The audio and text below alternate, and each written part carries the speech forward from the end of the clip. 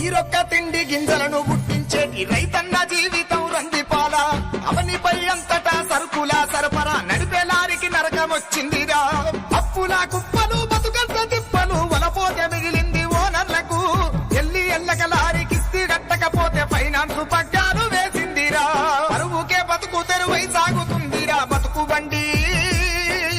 కష్టాల తొలిపొద్దు కానుపై ఎదపైన కాసుతుంది ఈ సమో మాసమో ఉన్నదమ్ము